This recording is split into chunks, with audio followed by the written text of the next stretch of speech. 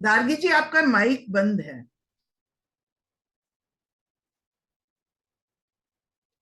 अपर्णा, जब तक नहीं तो आप सुना दो, सुना दीजिए आप। ठीक गार्गी फिर सुना।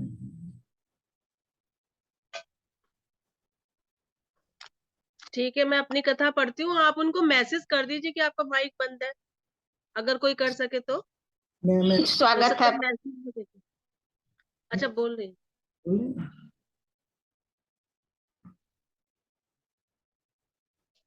गार्गी जी, आपका अभी बंद ही है।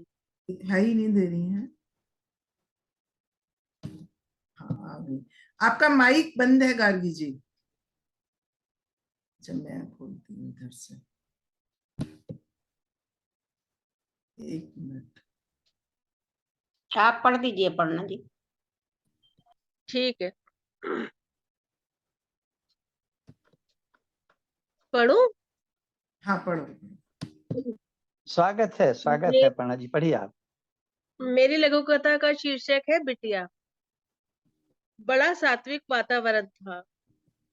मनमोहक भजन गूंज रहे थे, जिसे गा रही थी 20-21 साल की साड़ी में लिपटी एक सलोनी सी नवयुवती, जो भारत में बहुत प्रसिद्ध हो चुकी थी। उसके भजन यूट्यूब पर भी घूम धूम मचा रहे थे। आज तक तो फिल्मी गानों का ही क्रेज देखा था, पर आज पंडाल में हजारों नवयुवक नवयुवतियां उसके भजन पर नाच गा रहे थे। सब इंस्पेक्टर राजन की ड्यूटी लगी हुई थी। इस बहाने उन्हें यह सात्विक वातावरण जीने का मौका मिला, तो जैसे मन मंदिर सा हो गया था। बहुत दिनों बाद शहर में ऐसा आयोजन हुआ था।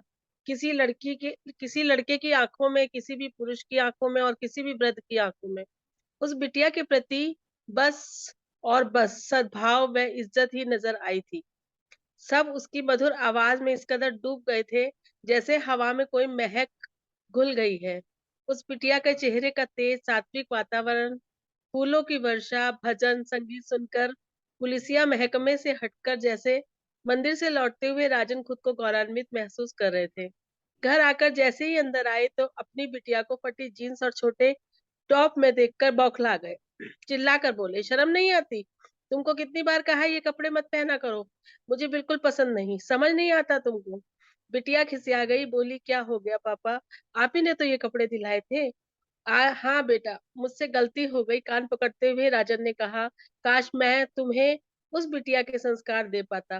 तुम्हें समझ नहीं आ रहा था कि बेटी का यह रूप अच्छा है, जिसे वह थोड़ी देर पहले आत्मसात करके आ रहे थे, कि वो रूप अच्छा है। ये थोड़ा सा मैं लिखना भूल गई। जी, क्या? जो बहुत जो सुंदर, लिखना बहुत भूल गई वो सुंदर। भी सुना दीजिए। जो बेटी का लिखना यह रूप भूल अच्छा गई। है कि वह रूप अच्छा है। असल में जी, 3-4 जगह से मैंने पोस्ट की है, तो हो सकता है आपके पास पता नहीं कौन सी पहुंच गई होगी। नहीं, मेरे पास है। ठीक है। मेरे, हाँ हाँ, बहुत अच्छी लव कथा अपर्णा जी से सुनने को मिली। और बहुत अपर्णा सुंदर। जी स्वयं ही लव कथा की बहुत अच्छी जानकार है, शिक्षक हैं, लोगों को उसके विषय में जानकारी देती रहती हैं। तो इनकी लव कथा तो वास्तव में अनुकरणीय होती है, लोगों को सुन के समझ के उसका अनुकरण करना चाहिए, उससे बहुत कुछ सीखने को मिलता है। और जो कार्य भी कर रही हैं वो भी बहुत सराहनीय है, क्योंकि खुद लिखकर आगे बढ़ना एक बात है, दूसरे को बढ़ने के लिए अवसर देना दूसरी बात है, और बहुत बड़ी बात है। इसके लिए मैं आपको बधाई देता हूँ। और लव कथा मैं कोई कमी में ढूंढने का प्रयास कर रहा हूँ, मगर मिल नहीं रहे। बहुत अच्छी नहीं लव है, कथा लिखी है। थोड़ी बहुत अभी सुंदर नहीं जल्दी में दीदी, बहुत सुंदर भेजेंगे। है। बहुत सुंदर लव कथा है। बहुत धन्यवाद। बढ़िया। आपने शुरुआत भी एक बिटिया शब्द से की है, बेटी शब्द से नहीं की है, बिटिया शब्द से की है। तो बेटी की तुलना में बिटिया का कुछ अलग महत्व है। बिटिया के पीछे कुछ और संस्कार हैं, कहने वाले के लिए और जिसके लिए कहा जाता, दोनों के लिए। उन संस्कारों को समेटे हुए ये बिटिया शब्द का शीर्षक कहानी की दृष्टि से मुझे बहुत प्यारा लगा, कि एक बिटिया भी है और इसमें एक डॉटर भी है, जिसको डॉटर कहा जा सकता है। हालांकि वो है कुछ नहीं, है दोनों बिटिया ही। वो तो पिताजी की जिम्मेदारी है, जो कितनी निभाते हैं इसमें दिखाया है आपने। प्रारंभ अच्छा है कि 20-21 साल की साड़ी में लिपटी एक सलोनी सी नवयुवती, उसका पूरा चित्र आपने इन 4-6 शब्दों में खींच दिया है। और वो अपने भजन गा करके उसने कितनी कीर्ति प्राप्त की, कितना यश प्राप्त किया। और ये भी आपने दिखाया है कि समाज भी कुछ सात्विक देखना चाहता है। ऐसा नहीं है कि वो फिल्मी गानों पर होने वाले नृत्य को ही देखना चाहता है और उसकी सीमा वहीं तक है। वो एक और अधिक स्थायी आनंद की प्राप्ति ऐसे कार्यक्रमों में करता है जहां पर ये नवयुवती फिल्मी गानों के जगह पर भजन का कार्यक्रम सात्विकता से प्रस्तुत करती है, जिसमें पूरे मंदिर का वातावरण सात्विक हो जाता है। और मैं तो कहता हूँ मंदिर की जरूरत ही नहीं है, वो जहां ऐसा कार्यक्रम प्रस्तुत करेगी वो स्वयं ही मंदिर हो जाएगी जगह। बहुत अच्छा यहाँ दिया है। और ये जो किसी भी की आंखों में और किसी भी वृद्ध की आंखों में उस बिटिया के प्रति बस और बस सद्भाव व इज्जत ही नजर आई थी। थी की जगह आप था लिख गए, इसको सही कर लीजिए, कोई खास बात नहीं है। ये कलम स्लिप ऑफ पेन, लेखनी की फिसलन है, नजर आई थी। क्योंकि एक बार आपने लिखा है सद्भाव, दूसरी बार लिखा है इज्जत। तो सद्भाव आया था और इज्जत आई थी। तो व्याकरण ये कहती है कि जो शब्द बाद में आएगा उसी के अनुरूप लिंग का प्रयोग क्रिया में किया जाएगा। तो आई थी, यहाँ बहुत लोग भटक जाते हैं। दो शब्द होते हैं तो सोच नहीं पाते हैं कि हम वो पुल्लिंग वाले को माने या जैसे सद्भाव और इज्जत, इसके पहले अगर कोई हम विशेषण लगाएंगे तो वो सद्भाव के अनुरूप लगेगा, पुल्लिंग में लगेगा प्रारंभ के शब्द के साथ। और जो अंत जिस शब्द पे हुआ है उसके साथ आगे वाला आएगा, जो कुछ भी आ रहा हो, क्रिया आ रही हो, कुछ हो रही हो। तो इसलिए यहाँ पर होगा नजर आई थी। बात करते करते बीच में भाषा पे आ गए हैं, भाव से हम हट गए हैं, लेकिन अब इस बात को पूरा क्लियर कर लें। नहीं तो जरूरी किसी भी बहुत दिनों बाद शहर में ऐसा आयोजन हुआ था, किसी भी लड़के की आंखों में, किसी भी पुरुष की आंखों में और किसी भी वृद्ध की आंखों में उस बिटिया के प्रति, अब यहाँ पर जो आपने सबको समेटा है तो लड़का भी पुल्लिंग है, पुरुष भी पुल्लिंग है और वृद्ध भी पुल्लिंग है। जबकि आपका उद्देश्य ये कहना नहीं, आपका उद्देश्य है सब नर नारी बाल वृद्ध सबकी आंखों में। इसलिए आप इन पे फिर से विचार कीजिएगा कि तीनों शब्द ऐसे लग रहे हैं जैसे बिटिया के कार्य से केवल आप पुरुष जाति को ही बता रही हैं प्रभावित हो रही है, नारी जाति यहाँ छूट गई। ये भाई हमारी दृष्टि में आया, मैंने कहा पता नहीं आपका क्या हुआ। नहीं, मैं चेंज कर दूंगा, मुझे भी लग रहा था ये चीज, मुझे भी लग रही थी खल रही और एक और चीज है, समझिएगा कि बिटिया के प्रति बस और बस, ये बस और बस वही होता है केवल और केवल। जैसे कोई कहता है कि मुझे तो भाई उस बच्ची से या उस बच्चे से केवल और केवल प्रेम ही है, माने कहीं कोई दूसरा भाव ही नहीं।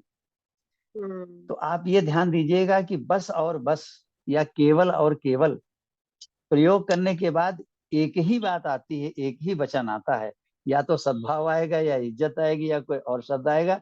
जब केवल और केवल है तो फिर दो शब्द क्यों हो? ठीक, जैसे आपने कहा बस और बस, तो बस और बस माने कोई एक चीज जो आपको पसंद हो, दो में से कोई चीज या तीसरी कोई तो शब्द हो, लेकिन होगी बस और बस के बाद एक ही चीज। बस और बस भी है और बाद में बातें भी दो हो गई। तो ये व्याकरणिक थोड़ा सा विसंगति है और बहुत बारीक है, जहां तक हम लोग पहुंच नहीं पाते हैं। धन्यवाद। फिर उस बिटिया का जो तेज है, उसके इस सात्विक कार्य का, प्रस्तुति का जो प्रभाव पड़ता है, बड़ा अच्छा आपने दिखाया है कि चेहरे का तेज, सात्विक वातावरण, फूलों की वर्षा, भजन संगीत सुनकर पुलिसिया। अब ये कहे सुनकर पुलिसिया महकमे से हटकर जैसे किसी मंदिर से लौटते हुए राजन खुद को गौरवान्वित महसूस कर रहे। अब एक तो लौटे कहाँ से, ये भी आपने बड़ा अच्छा दिखाया कि पुलिसिया महकमे से लौटाया, उनको विरोधाभास दे दिया और यहाँ आकर के एकदम उनका सब कुछ बदल गया। तो ये जो पुलिसिया महकमे से लौटाया उनको, ये भी मुझे प्रयोग बहुत अच्छा लगा।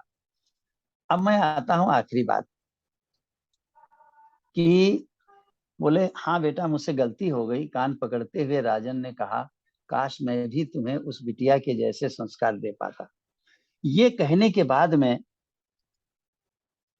राजन की तो आंखें खुल गई हैं, अब तो कुछ रह नहीं गया।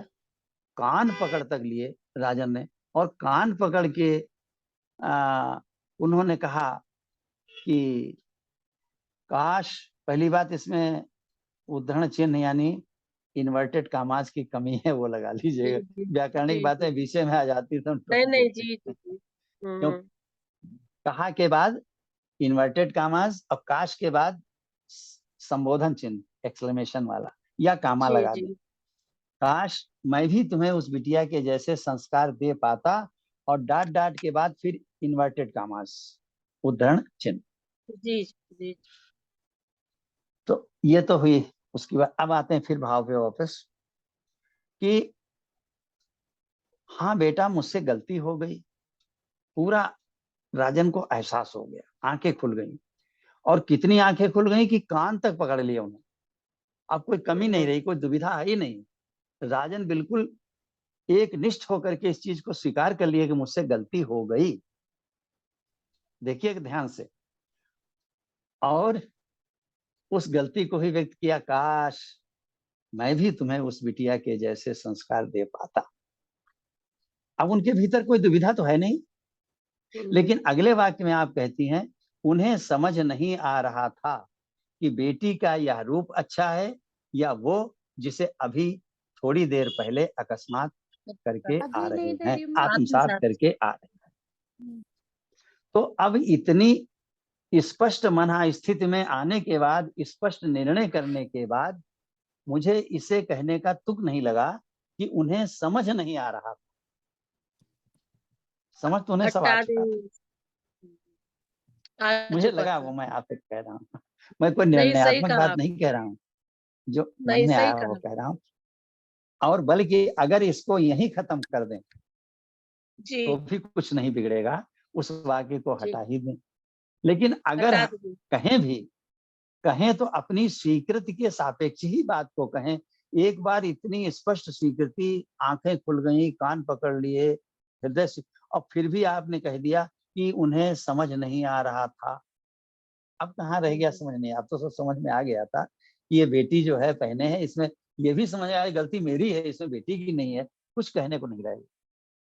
मुझे लग रहा है ये मैंने अपने दिल की बात लिख दी लास्ट में ये मुझे महसूस हुआ तो मैं नहीं, इसको आपके हटा दूं। दिल की भी बात कैसे होगी? समझ में तो आपकी भी आ चुका है बहुत अच्छी समीक्षा सर, बहुत अच्छा लगा। और मेरी कथा आज मुझे भी लव कथा बहुत अच्छी लगी। अगर थोड़े बहुत परिवर्तन करने पड़े तो कर लीजिएगा, न करने पड़े, बिल्कुल अच्छा लगे तो वैसे रखिए, मैंने सर, अपनी राय बिल्कुल दी है। लेकिन नहीं लव कथा बहुत प्यारी, बच्चियों के लिए तो बहुत धन्यवाद अच्छी, हर बच्ची को ये लव कथा पढ़नी चाहिए। बहुत बहुत बधाई। जी, धन्यवाद। बस मुझे बहुत अच्छे आपके वर्ड्स मिल गए कि हर बच्ची को ये कथा पढ़नी चाहिए। इसमें जी मेरा सब जी। धन्यवाद सर। और बच्चियों के पिताजी को भी सही बात, पिताजी को भी पढ़नी चाहिए। गार्गी राय जी हैं यहाँ पर, वो उनका पता नहीं माइक नहीं। गार्गी राय अपना माइक खोलिए। निशा कह रही खुल नहीं, अनम्यूट कर रही तो कुछ कुछ और खुल जा रहा है। अभी उनको मैंने कॉल किया था तो वही वो ट्राई। अच्छा, वो कह रही हैं कि खुल नहीं पा रहा है, ऐसा लग रहा है। अच्छा, सुनाई भी नहीं दे रहा है शायद इधर से क्या है। फिर हमारे साथ चलिए फिर त्रिवेदी है और मैं हूँ जिन्होंने अपनी कथाएं नहीं भेजी हैं अच्छा तो आचार्य जी कोई बताइए। नहीं, आप दोनों लोग सुना दीजिए एक एक लघु कथा। अगर आचार्य जी की वो हो सहमति तो मैं सुना दूं। अरे मेरा सौभाग्य हाँ। होगा सुनने को मिले। तो मेरी लघु कथा का शीर्षक है लानत मलामत। शिखा, देखो तो कौन आया है। दीप ने उजली सुबह घर में घुसते ही कहा तो शिखा चौंक गई। माँ तुम? हाँ, शाम को ही दामाद जी पहुंच गए और मुझे जबरदस्ती यहाँ ले आए। माँ ने सकुचाहट से कहा तो उसने प्रश्नवाचक निगाहों से दीप की ओर देखा। तो दीप ने मुस्कुराते हुए कहा, यहाँ भी माँ बीमार और वहां भी, तो दोनों जगह तो तुम देख नहीं सकती थी, इसलिए मैंने दोनों माओं को एक जगह इकट्ठा कर दिया। अब मेरी भी प्रॉब्लम सॉल्व और तुम्हारी भी। शिखा की आंखों में आंसू भर आए। उसे याद आया कल बच्चों के कपड़े प्रेस करते समय स्पीकर फोन पर वो माँ से बात कर रही थी, तो उसने कहा, माँ जब मेरी सासू माँ ठीक हो जाएगी मैं तभी आ सकती हूँ।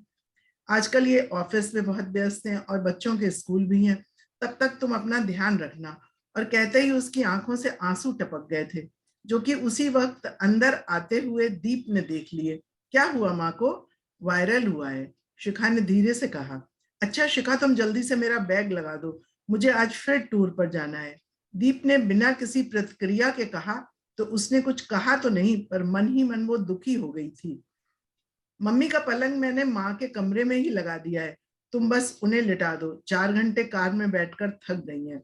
दीप न जाने कब वहां से चला गया था और अब आते ही कुर्सी पर बैठी मम्मी को देखते ही उसने कहा, दीप।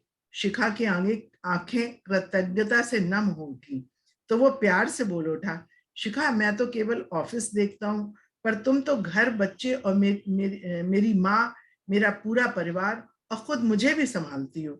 और जो इतना कुछ संभालती है उसी की माँ बीमारी में अकेले रहे तो लानत है मुझ पर, और लानत है मुझ पर जो धैर्य खोकर बहुत सुंदर, कितने लांछन लगा बैठी। शिखा बुदबुदाई थी। बहुत सुंदर, बहुत सुंदर, बहुत सुंदर, वाह बहुत वाह, एक बहुत ही बहुत सुंदर लघु सुंदर कथा दीदी। आदरणीय दीदी, लघु बहुत ही कथा सुंदर सुनने लघु को कथा। मिली। जी जी। बहुत मन बधाई है, बनाया। बहुत बधाई है। मैं मंजू जी को धन्यवाद तो देता ही हूँ, और मुझे याद नहीं किसने उनसे प्रस्ताव रखा था कि आप भी दीदी सुना दीजिए। मैं उनको भी बहुत धन्यवाद देता हूँ कि ये कथा, इतनी अच्छी लघु कथा आपके माध्यम से हमें सुनने को मिल गई। दो राय नहीं कि बेटा हो तो दीप जैसा, दामाद हो तो दीप जैसा। प्रायः होता है बेटे और दामाद की भूमिका में टकराव हो जाता है, विरोधाभास हो जाता है।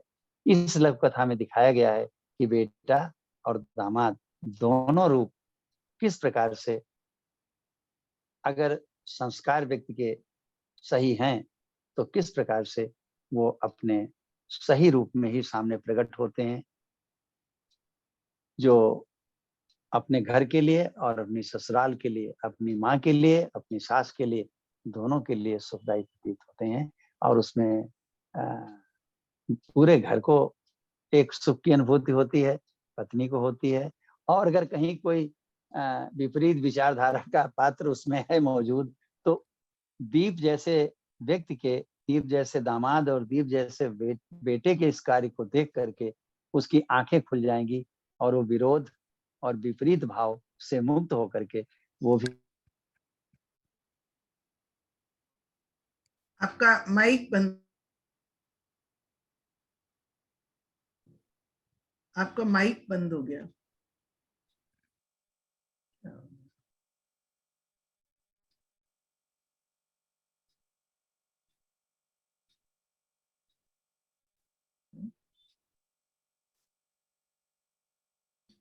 नहीं आ रही है आवाज, माइक बंद है आपका। क्यों हो रहा है ये?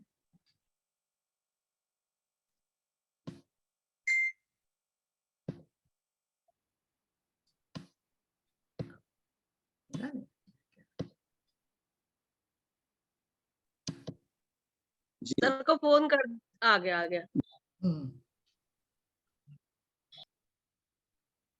आपका दीजिएगा क्योंकि वो कॉल मुझे काल को काटना नहीं आता था, कैसे काटें। अच्छा अच्छा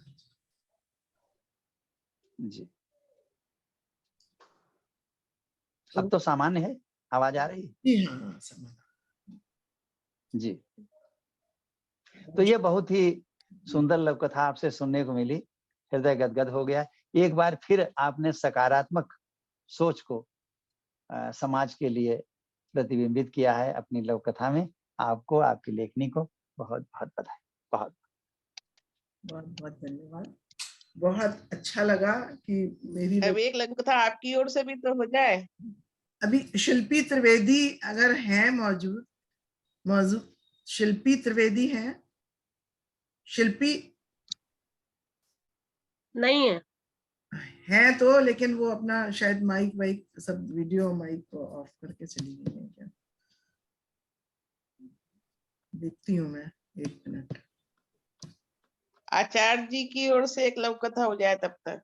हाँ नहीं, अब कोई नहीं है इस समय, शिल्पी त्रिवेदी नहीं है, तो मैं आचार्य जी आज की आज हम सोचते हैं कि हमें आज आप छोड़ देते, तो हम कोई तैयारी तो किए नहीं थे, कोई लोग आप तो सुना सकते हैं बिना तैयारी के भी। आपके तो उसमें नहीं, रहती है लघु कथा, दिमाग में हरदम लघु कथा। कविता तो बिना देखे पढ़ लेते हैं, लेकिन लघु कथा के लिए जरूरी होता है सामने होना। चलिए देखते हैं, अगर कुछ मिल जाता है तो आपको सुनाएंगे अवश्य। बस 1 मिनट का समय दीजिएगा। जरूर।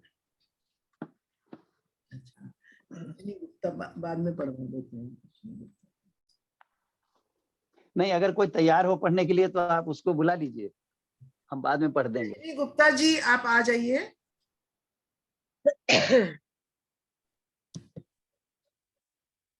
रजनी गुप्ता जी, हाँ बुला लीजिए। रजनी जी की कथा आई है? नहीं कथा नहीं, मुझे लगता है उनकी कथा तो नहीं आई। कथा तो नहीं आ आई, गई। सुना देंगी वो। हाँ लेकिन मेरी जैसे समझ में जो स्वागत है। कथाएं आई थी, रजनी जी की कथा नहीं। हम अपनी भतीजी की ना वैवाहिक कार्यक्रम में व्यस्त थे, तो हमको कुछ इसका आइडिया भी नहीं था, ना जानकारी थी। एक्चुअली मैं फिर समीक्षा नहीं, वो था शादी थी। समीक्षा का तो रहने दीजिए, ऐसी कोई, आप सबको सादर नमन करते हैं, माँ शारदे को नमन करते हैं। आज हमें आप लोग सुनाइए, हम सुन रहे हैं बीच बीच बात। अच्छी बातें सुनने को मिली है, हम लोगों की बहुत बारीकी, आचार्य जी ने बहुत अच्छे अच्छे लघु कथाओं के बारे में बताया है। अभी हमको इसके बारे में थोड़ी देर से ही पता चला, गोष्ठी के बारे में भी, बस बीच बीच में कनेक्ट भी नहीं हो पा रहे थे, सुन रहे थे थोड़ा थोड़ा। कोई नहीं, लघु कथा सुन लेते हैं आपकी भी। अगर पास में हो तो सुना दीजिए। जी बहुत छोटी सी है। सुना दीजिए। स्वागत है रजनी जी, सुनाइए। जी सादर नमन आदरणीय। मैं रजनी गुप्ता पूनम, चंद्रिका लखनऊ से। बाद फिर सुन सकते। अपनी लघु कथा शीर्षक थाती से लेकर उपस्थित हूँ। शीर्षक है थाती। दीपावली हेतु, अच्छा, दीपावली हेतु सफाइयां जोर शोर से चल रही थी। पुराना सामान हटाते हटाते अचानक सुधा के हाथ में एक मखमली लाल थैला लग गया, मानो उसके हाथ में यादों का पुलिंदा ही आ गया हो।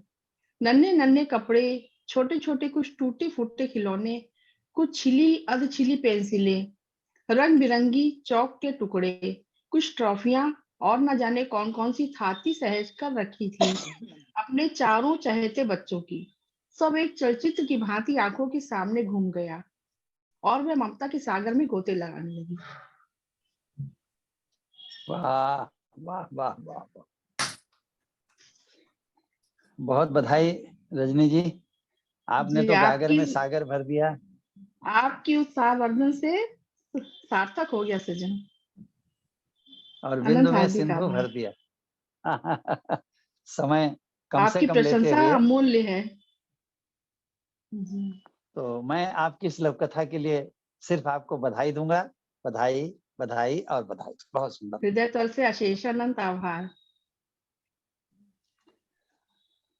गार्गी जी अब आप का ऑन है माइक, देखिए वो फिर से आई हैं। गार्गी गार्गी जी माइक ऑन हो रहा है आपका? नहीं।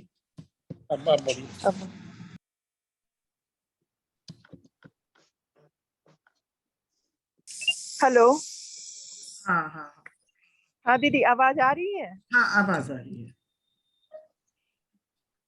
आप आमंत्रित कर रही हूँ आपको मैं, आप अपनी लघु कथा प्रेषित कीजिए, वाचन कीजिए आप उसका, कि हम लोग को देर। एक सेकंड दीदी, एक सेकंड।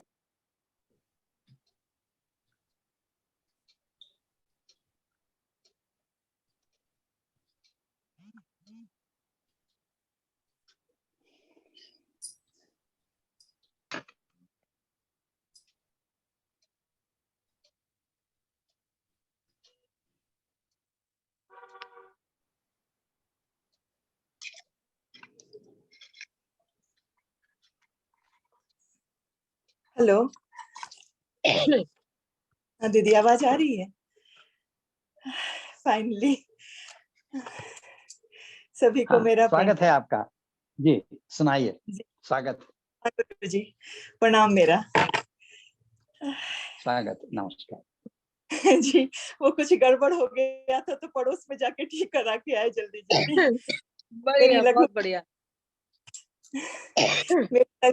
मेरी लघु कथा का शीर्षक है वॉशिंग मशीन। यही जे इनकर भाई गछले रहे कि वॉशिंग मशीन भी देंगे माँ, कहाँ देलस है। उलाहना के स्वर और चिर परिचित अंदाज में सासू माँ ने नेहा को सुनाते हुए कहा। माथे पे आंचल लिए नई नवेली नेहा सासू माँ की बातों से आहत अपने कमरे में जाकर फफक फफक के रोने लगी। कमरे में पहले से मौजूद पति को देखकर नेहा ने अपने आंसू पोंछते हुए लगभग शिकायती अंदाज में कहा, पापा और भैया ने तो अपने गांव की जमीनें बेच दी, उधार लिया और अपना जमा राशि भी मेरी शादी में लगा दिए, बस वॉशिंग मशीन ही तो नहीं दे पाए, फिर भी माँ सुना रही हैं। क्या हुआ, कह दी तो। पिछले साल मैंने भी तो गुड़िया की शादी में दहेज दिया था, ये कौन सी बड़ी बात है, लोग देता ही है। बड़ी सहजता से पति ने नेहा को दुनियादारी का पाठ पढ़ाया। अकल्पनीय उत्तर पाके विस्मित नेहा अपने मन के वॉशिंग मशीन में पति के लिए श्रद्धा, भक्ति और सम्मान तीनों ही धो डाले। धन्यवाद। वाह, बहुत अच्छा है, बहुत अच्छा है। छोटी सी लघु कथा में आपने भावनाओं का पूरा हिमालय समेट दिया है। बहुत बहुत बधाई है आपको है। गुरुजी। और हाँ, वॉशिंग मशीन शीर्षक भी बहुत अच्छा है, कथाकार और अच्छा है, भाषा अच्छी, सब कुछ अच्छा है। और अंत में जो वाक्य है उसने तो कथा को शिखर पे पहुंचा दिया है, क्योंकि लघु कथा के लिए ये अंतिम वाक्य सबसे महत्वपूर्ण होता है, उसकी मारकता देखी जाती है। तो मैं कहूँगा मारकता को नंबर दिए 100 में 100 नंबर है कि अपने मन के वॉशिंग मशीन में, मन के वॉशिंग मशीन में पति के लिए श्रद्धा, भक्ति और सम्मान तीनों ही धो डाले। वाह, इससे बढ़िया और क्या हो सकता था। बहुत बहुत बधाई। बस ये जरूर है जी, हाँ, यहाँ पे ये आपने दिखाया है कि सास के लिए तो सम्मान पहले से ही नहीं था। हाँ। क्योंकि पति के ही सम्मान को यहाँ धोया है, तो इसका मतलब सास के लिए उसके हृदय में पहले से ही सम्मान नहीं था। वो भी व्यंजना अच्छी है। बहुत बहुत आपकी पारखी नजर को सलाम। बहुत हार्दिक आभार गुरुजी, आज मेरी कहानी सार्थक हो गई आपसे समीक्षा पाके। मुझे भी बहुत बहुत अच्छा लगा, बहुत अच्छा लगा। अब मैं प्रणाम। आचार्य जी जो हमारे आज के अध्यक्ष भी हैं, समीक्षक वो है ही वो, और उनसे मैं निवेदन करूंगी कि वो अपनी लघु कथा हम लोगों को सुनाएं और हमें उससे लाभान्वित होने का अवसर दें। आदरणीय, ये मेरा सौभाग्य है, लाभा मेरा सौभाग्य है कि आप सब हार्दिक अभिनंदन आदरणीय। धन्यवाद, स्वागत है। धन्यवाद, बहुत धन्यवाद। मेरे लिए बड़े सौभाग्य की बात है कि लघु कथा के इतने अच्छे साधक और साधिकाओं के बीच में मुझे एक लघु कथा प्रस्तुत करने का अवसर या सुअवसर प्राप्त हो रहा है। मेरी कथा को भी सुनते समय आप बिल्कुल मन में ये भाव न रखिएगा कि लघु कथा को वो पढ़ रहा है जिसने सबकी समीक्षा की है या जिसके पीछे आचार्य लगा हुआ है। अगर इसमें भी कुछ कहीं आपको लगे कहने योग्य तो उसको कहने में संकोच मत करिएगा, क्योंकि अगर आप अपने को आयु में हमसे कुछ कम समझते हैं और हमें ज्यादा आयु का समझते हैं, तो मैंने देखा है कि बड़े बूढ़ों की आंख खोलने का काम कभी कभी छोटे बच्चे बहुत अच्छा करते हैं। इसलिए कहीं भी आप मन में संकोच न रखिएगा कुछ कहना। एक छोटी सी लघु कथा जिसके बीच में मुझे उम्मीद है कि ये जो जूम का सिस्टम है एक बार फिर बंद हो जाएगा और हो सकता है मंजू जी को फिर से चलाना पड़े। अगर ऐसा ना हुआ तो ये भी मेरे लिए चमत्कार ही होगा। सुनिएगा। समय है मेरे पास अभी 4 मिनट। अच्छा जी, कितना? 4 मिनट। 4 मिनट। ओहो। तो कहानी का शीर्षक है डर। हिमालय की कंदरा में रह रहे बाबा से मैंने पूछ लिया,